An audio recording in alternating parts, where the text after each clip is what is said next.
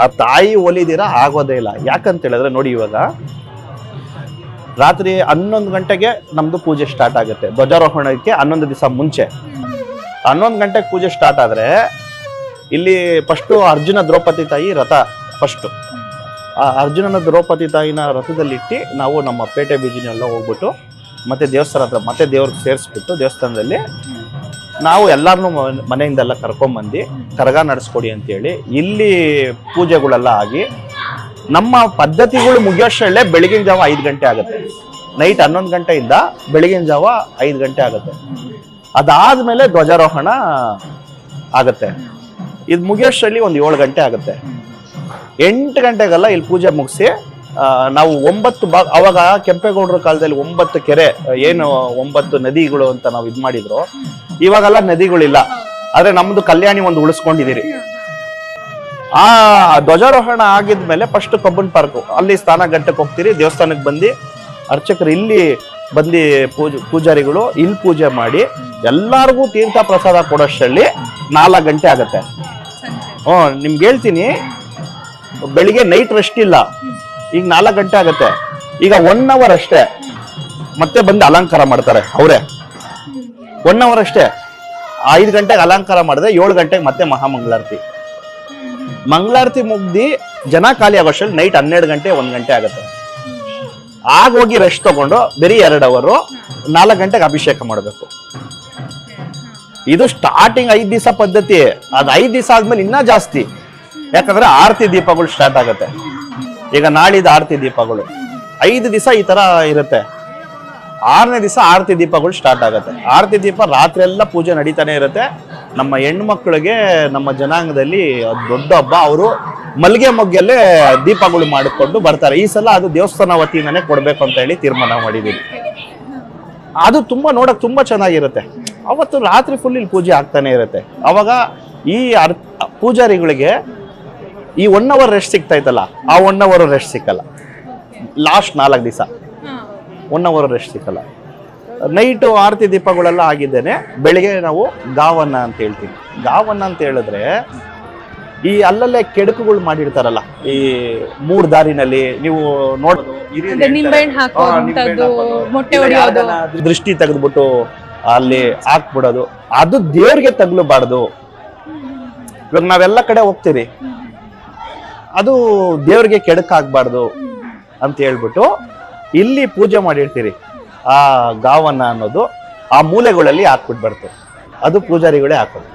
ಇಲ್ಲಿ ಪ್ರತಿಯೊಂದನ್ನು A to Z ಅವರೇ ಮಾಡೋದು. ಇದೆಲ್ಲ ಎಷ್ಟೋ ಜನಕ್ಕೆ ಗೊತ್ತಿಲ್ಲ. ಅವರು ಆ ಪ್ರತಿಯೊಂದು ಗಲ್ಲಿನಲ್ಲೂ ಅದನ್ನ ಹಾಕ್ಬಿಟ್ಟು ನಾವೆಲ್ಲಿ ತನಕ ಹೋಗ್ತೀರಿ, ಮತ್ತೆ ಹಂಗೆ ರಿಟರ್ನು ದೇವಸ್ಥಾನಕ್ಕೆ ಬಂದು ಇಲ್ಲಿ ಕೈ ಕಾಲು ತೊಳ್ಕೊಂಡು ಮತ್ತೆ ಅವ್ರು ಪೂಜೆ ಮಾಡಿ ಮತ್ತೆ ಸ್ನಾನ ಘಟ್ಟಕ್ಕೆ ಹೋಗೋದು.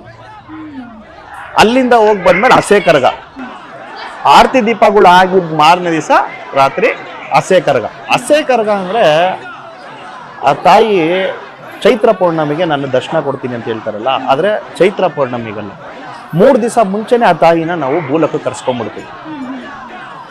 ಇದು ಗಂಟೆ ಪೂಜಾರಿಗಳು. ಗಂಟೆ ಪೂಜಾರಿಗಳು ಆ ತಾಯಿಗೆ ನಮ್ಮದೇ ಭಾಷೆನೆಲ್ಲ ಹಾಗೆ ಹೇಳ್ತಾರೆ. ಗಂಟೆ ಪೂಜಾರಿಗಳು ಅಂದ್ರೆ ಯಾವ ರೀತಿ? ಅದೇ ನಮ್ಮ ಇದರಲ್ಲಿ, ಅಮ್ಮ ನಾನು ನಿನಗೆ ಕರ್ಪೂರ ಸೇವೆ ಮಾಡ್ತೀನಿ, ಅಮ್ಮ ನಿಮ್ಗೆ ಅಂದ್ರೆ ಶ್ಲೋಕ ಆಚಾರ, ಅದು ನಮ್ಮ ಲ್ಯಾಂಗ್ವೇಜ್ ಅಲ್ಲಿ ಹೇಳ್ತಾರೆ. ಅದು ನಿಮ್ಗೆ ಬೇಕಾದ್ರೆ ನಾನು ಒಂದು ಕೊಡ್ತೀನಿ, ನೀವು ಅದನ್ನ ನೋಡ್ಬೋದು. ಅದು ಪೂಜೆ ಟೈಮಲ್ಲಿ ಮಾತ್ರ ಗಂಟೆ ಪೂಜಾರಿಗಳೇ ಆಡೋದು.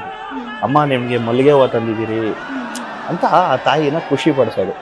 ಇದೆಲ್ಲ ಮಾಡಿದಿರಿ ಬಾಮ್ಮ ಅಂತ ನಮ್ಮ ಭಾಷೆನಲ್ಲಿ ಆಡೋದು. ಅದು ಆ ತಾಯಿನ ಅಲ್ಲಿ ನಮ್ಮ ಕಲ್ಯಾಣಿನಲ್ಲಿ ಏನಿದೆಯೋ, ನಮ್ಮ ಕಬ್ಬನ್ ಪಾರ್ಕಲ್ಲಿ ಒಂದು ಮೂಲ ಸ್ಥಾನ ಇದೆ.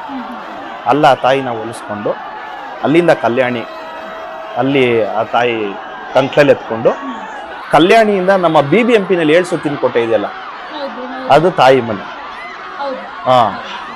ಅಲ್ಲಿ ಪೂಜೆ ಮಾಡಿಕೊಂಡು ಅಲ್ಲಿಂದ ದೇವಸ್ಥಾನಕ್ಕೆ ಬಂದು ಇಲ್ಲಿ ದೇವಸ್ಥಾನ ಹತ್ರ 11 ರೌಂಡ್ ಹೊಡೆದು ದೇವಸ್ಥಾನದಲ್ಲಿ ಆ ತಾಯಿನ ಸೇರಿಸೋದು.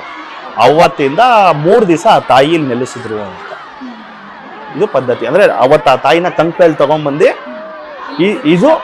ಇದು ನಮ್ಮ ಪೂಜಾರಿ ಮನೆತನದವ್ರಿಗೆ ಗೊತ್ತು. ಯಾಕಂದ್ರೆ ನಾವು ಆ ತಾಯಿನ ಕಣ್ಣಾರೆ ನೋಡ್ತೀವಿ. ನಮಗೆ ದೀಕ್ಷೆ ಕೊಟ್ಬಿಡ್ತಾರೆ. ದೀಕ್ಷೆ ಕೊಟ್ಟವ್ರಿಗೆ ಕ್ಲೀನಾಗಿ ಗೊತ್ತಾಗುತ್ತೆ, ಬೇರೆ ಎಲ್ಲರಿಗೂ ಗೊತ್ತಾಗಲ್ಲ. ಅವಾಗ ಆ ತಾಯಿಯಲ್ಲಿ ನೆಲೆಸಿದ ಮೇಲೆ ಮಾರನೇ ದಿವಸ ಪೊಂಗಲ್ ಸೇವೆ ಅಂತ ಇರುತ್ತೆ. ಹಸೆ ಕರ್ಗ, ಆರತಿ ದೀಪ ಆಯ್ತಲ್ಲ, ಆರತಿ ದೀಪ ಆಗಿದೆ, ಹಸೆ ಕರ್ಗ. ಹಸೆ ಕರ್ಗ ಪೊಂಗಲ್ ಸೇವೆ. ಪೊಂಗಲ್ ಸೇವೆ ಅಂದ್ರೆ ಹೇಳಿದ್ನಲ್ಲ ಈಗ ನಮ್ಮ ಆ ತಾಯಿಗೆ ಖುಷಿ ಪಡಿಸ್ತಾರೆ ಅಂತ. ರಾತ್ರಿ 11 ಗಂಟೆಗೆ ಹಾಡು ಹೇಳಕ್ ಶುರು ಮಾಡಿದ್ರೆ ಬೆಳಿಗ್ಗೆ 6 ಗಂಟೆ ತನಕ ಆ ತಾಯಿಗೆ ಹಾಡು ಹೇಳ್ತಾನೆ ಇರ್ತಾರೆ ಇಲ್ಲಿ ಗಂಟೆ ಪೂಜಾರಿಗಳು. ಆ ತಾಯಿನ ಖುಷಿ ಪಡಿಸ್ತಾನೆ ಇರ್ತಾರೆ. ನೀವು ಆ ಟೈಮಲ್ಲಿ ಈ ದೇವಸ್ಥಾನ ವೈಬ್ರೇಷನ್ ಬೇರೆ ತರ ಇರುತ್ತೆ. ಅಷ್ಟು ಪವರ್, ಫುಲ್ ಪವರ್ ಬಂದ್ಬಿಡುತ್ತೆ.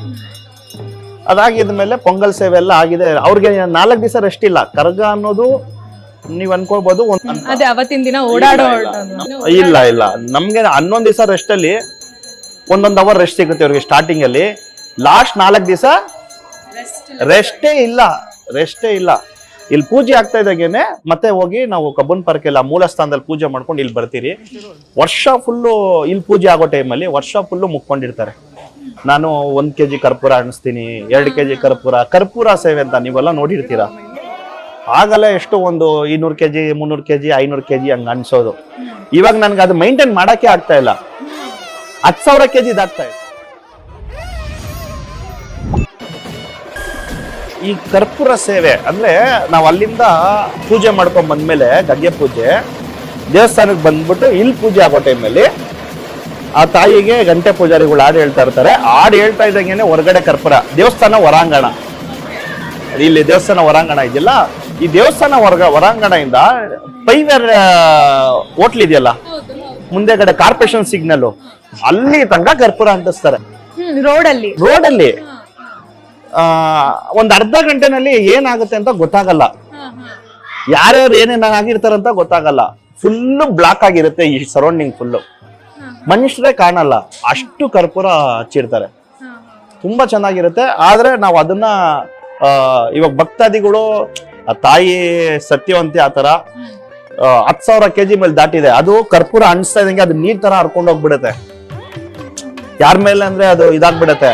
ಒಂದ್ಸಲ 2 ಗಾಡಿ ಸುಟ್ಟೋಯ್ತು. ಇವಾಗ ನಾವೇನ್ ಮಾಡ್ತಾ ಇದೀರಿ, ಅದಕ್ಕೆ ಇಲ್ಲಿ 500 ಮೀಟರ್ ಅಲ್ಲಿ ಯಾವುದೇ ಗಾಡಿಗಳು ಹಾಕ್ಬಾರ್ದು. ಕರ್ಗದಲ್ಲಿ ಹೆಂಗೆ ಬಂದೋಬಸ್ತ್ ಕೊಡ್ತಾರೋ ಈಗ ಕರ್ಪೂರ ಸೇವೆನಲ್ಲಿ ಆ ತರ ಬಂದೋಬಸ್ತ್ ಕೊಡ್ತಾರೆ. ಹೌದು, ಕೊಡ್ಲೇಬೇಕಿಲ್ಲ ಅಂದ್ರೆ ಹಚ್ಚಾತುರ್ಯಗಳು ನಡೆದೋಗುತ್ತೆ. ನನ್ಗಂತೂ ಹೆಂಗಿರುತ್ತೆ ಅಂದ್ರೆ ಕರ್ಪೂರ ಅರ್ಧ ಗಂಟೆ ಆರೋಗೋ ತನಕ ಜೀವ ಕೈಯಲ್ಲಿ ಇಟ್ಕೊಂಡಿರ್ತೀವಿ. ಯಾಕಂದ್ರೆ ನಮ್ ಕೈಲಿ ಇರುತ್ತೆ, ಅದೆಲ್ಲ ತಾಯಿ ಮಹಿಮೆ ಇಲ್ದಿರ ಆಗಲ್ಲ. ಅದಕ್ಕೆ ನಾವೇನ್ ಮಾಡ್ತಾ ಇದ್ವಿ, ಸ್ವಲ್ಪ ದೂರ ಇಡೀ ಅಣಿಸಿ ಅಂತ ಹೇಳಿ ಇದ್ ಮಾಡ್ತಾ ಇದೀರಿ. ಅದು ಅಷ್ಟು ಚೆನ್ನಾಗಿರುತ್ತೆ. ಆ ಕರ್ಪೂರ ಸೇವೆ ಆಗ್ತಾ ಇದ್ದಂಗೆನೆ ನಮ್ಮ ಕರ್ಗ ಎತ್ತೋ ಪೂಜಾರಿಗೆ ದ್ರೌಪದಿ ತಾಯಿನ ಅವತಾರಕ್ಕೆ ತರ್ತಾರೆ. ಅಂದ್ರೆ ಬಳೆ ಶಾಸ್ತ್ರ ಅಂದ್ರೆ ಜ್ಞಾನೇಂದ್ರ ಅವ್ರಿಗೆ, ಅಂದ್ರೆ ಆ ರೂಪಕ್ಕೆ ಬರೋದಕ್ಕೆ ಜ್ಞಾನೇಂದ್ರ ಸ್ವಾಮಿಗಳು ಇದಾರಲ್ಲ, ಅವ್ರನ್ನ ಹೆಣ್ಣಿನ ಅವತಾರಕ್ಕೆ, ಅಂದ್ರೆ ಆ ತಾಯಿ ದ್ರೌಪದಿ ತಾಯಿ ಅಂದ್ರೆ ನೈಟ್ ಕರ್ಗ ಅಲ್ವಾ.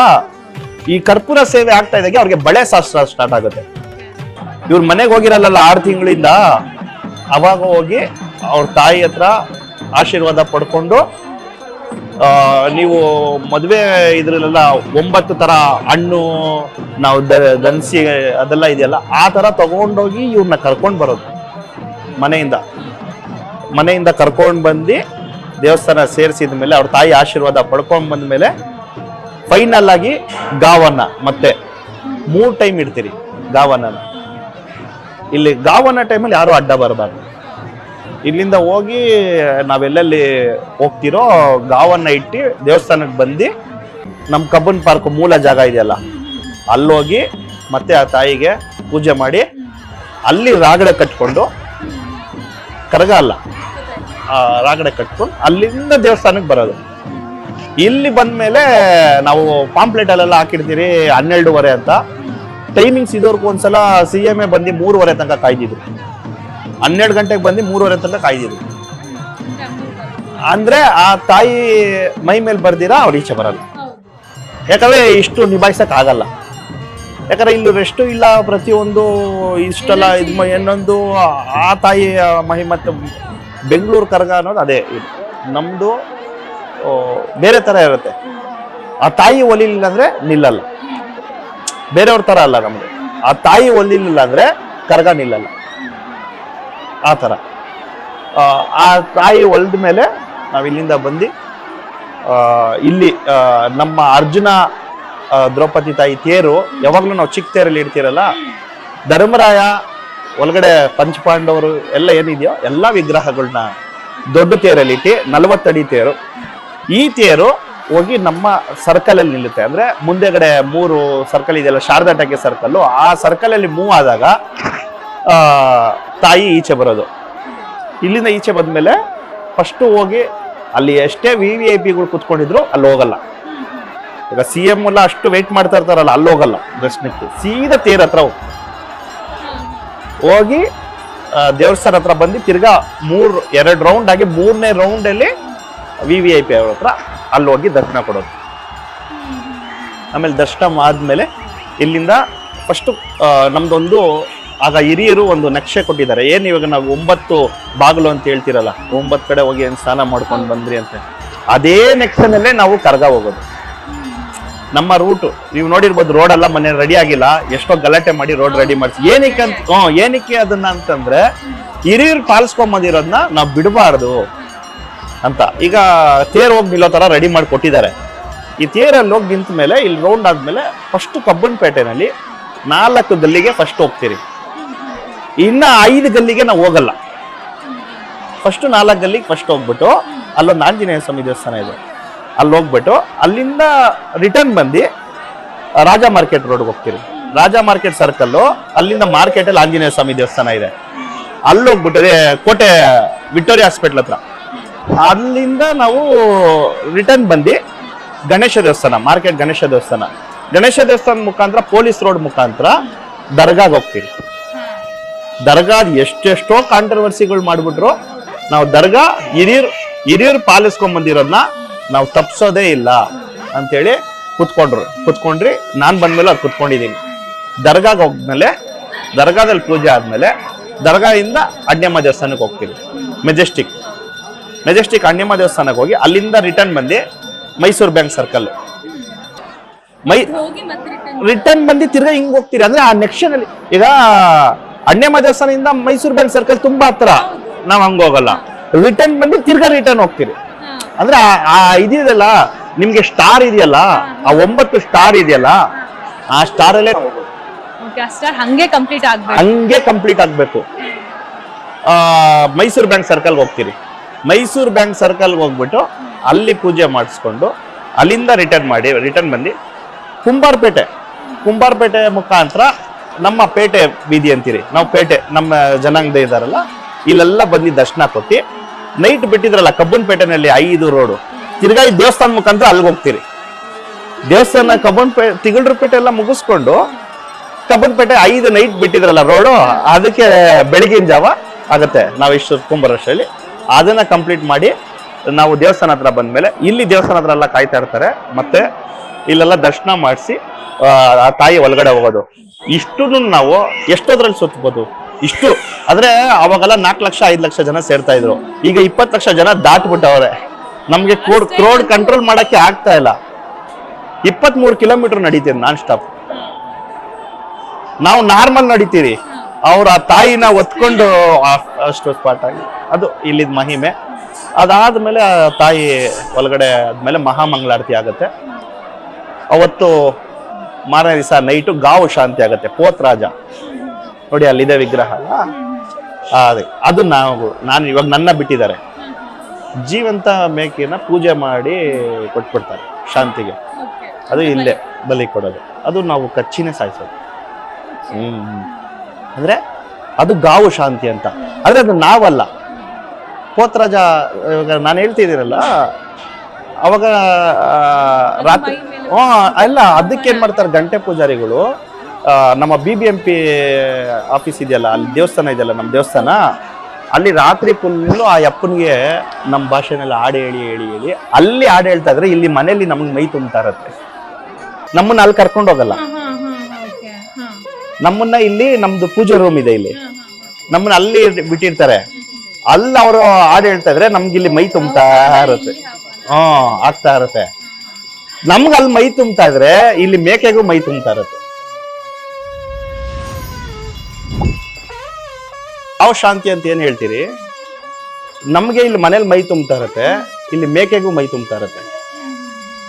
ನಾವು ಅಲ್ಲಿಂದ ಇಲ್ಲಿ ಕರ್ಕೊಂಡ್ಬಿಡ್ತಾರೆ, ಅಂದ್ರೆ ನಾವೇ ಬರ್ತೀರಿ. ಸೇಮ್ ಕರ್ಗಾಗಿ ಹೆಂಗ್ ಮಾಡಿರ್ತಾರೆ ಆ ಥರ ನಮಗೆ ರಾಗಡೆ ಕಟ್ಟಿರ್ತಾರೆ, ಮಾಡಿರ್ತಾರೆ. ಇಬ್ರು ಇರ್ತೀರಿ. ಇಲ್ಲಿ ಬಂದ್ಮೇಲೆ ನಮಗೆ ಆ ಶಾಂತಿ ಕೊಟ್ಬಿಡ್ತಾರೆ. ನಾವು ಆ ಥರ ಕಚ್ಚಿದ್ರು ಅದು ಕಿಯಮಯ ಓಕೆ. ಸೈಲೆಂಟ್ ಆಗಿರ್ತದೆ. ಅಂದ್ರೆ ಯಾವುದೇ ರೀತಿ ಗಲಭೆ ಮಾಡೋದಿಲ್ಲ ಅದ ನಾವು ಶಾಂತಿ ಆಗತ್ತೆ, ಅಂದ್ರೆ ಆ ಶಾಂತಿ ಆಯ್ತು ಅಂತ, ಈ ವರ್ಷದ ಕರಗ ಕಂಪ್ಲೀಟ್ ಆಯ್ತು ಅಂತ. ಅದಾದ್ಮೇಲೆ ನಾವ್ ಹೆಂಗೆ ಮಾರನೇ ದಿವಸ ವಸಂತೋತ್ಸವ ಅಂತ ಇರುತ್ತೆ, ಉಟ್ಲಕಾಯಿ ಪರಿಸೆ ವಸಂತೋತ್ಸವ ಅಂತೀರಿ. ಅಲ್ಲಿ ಅವಾಗ ಮದುವೆ ಆಗದಿರೋರು ತುಂಬಾ ಜನ ಬಂದು ಆಡ್ತಾರೆ. ಅವಾಗಿಂದ ಪದ್ಧತಿ, ಅದು ಆಡಿದ್ರೆ ಮದುವೆ ಆಗತ್ತೆ ಅಂತ. ಉಟ್ಲಕಾಯಿ ಪರಿಸೆ ಎಲ್ಲ ಆದ್ಮೇಲೆ ನಾವ್ ಹೆಂಗೆ ಈ ಧ್ವಜನ ಎಕ್ಸಿದ್ರಿ ಅದೇ ರೀತಿ ಧ್ವಜನ ಇಳಿಸ್ಬಿಟ್ಟು, ಧ್ವಜ ಇಳಿಸೋದಕ್ಕಿಂತ ಮುಂಚೆ ಅರ್ಜುನ ದ್ರೌಪದಿ ತಾಯಿನ ಚಿಕ್ಕ ತೇರಲ್ಲಿ ನಮ್ಮ ಪೇಟೆ ಬೀದಿ ಎಲ್ಲ ಕರಗ ಶುರು ಆಗೋದಕ್ಕೆ ಮುಂಚೆ ಹೆಂಗ್ ಮಾಡಿದ್ರೆ ಅದೇ ತರ ಮಾಡಿ ದೇವಸ್ಥಾನ ಸೇರಿಸಿ ಆ ಧ್ವಜನ ಹಂಗೆ ಇಳಿಸಿ, ಆ ದಡ್ಡಪ್ಪ ಮನೆ ತಂದದಿಂದ ಧ್ವಜ ತಗೊಂಡ್ಬಂದ್ರಲ್ಲ ಆ ಮನೆಗೆ ಆ ಧ್ವಜನ ಒಪ್ಪಿಸ್ತಾರೆ. ಇಷ್ಟು process ಇರುತ್ತೆ.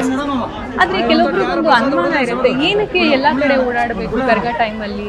ಅಂದ್ರೆ ಇವಾಗ ದ್ರೌಪದಿ ದೇವಿ ಅಂದ್ರೆ ಕರಗ ಹೊಡ್ಕೊಂಡು ಯಾಕೆ ಇಡೀ ಬ್ಯಾಂಗ್ಳೂರ್ ಸುತ್ತಾರೆ ಅನ್ನೋದು ಎಷ್ಟೊಂದ್ ಜನಕ್ಕೆ ಒಂದು ಅನುಮಾನ ಇದೆ. ಅದು ಯಾಕೆ? ನೋಡಿ, ಆ ತಾಯಿ ಬಂದು ಅಗ್ನಿ, ಏನ್ ಹೇಳಿ, ಅಗ್ನಿ. ನೋಡಿ, ನೀವು ಎಷ್ಟೇ ನೋಡಿ ಮಾರ್ಚಲ್ಲೆಲ್ಲ ಕರಗ ಬಿದ್ದಿದೆ, ಮಳೆ ಬರುತ್ತೆ. ನೀವೆಷ್ಟು ಈ ವರ್ಷನೂ ಅಬ್ಸರ್ವ್ ಮಾಡಿ, ಮಳೆ ಬರುತ್ತೆ.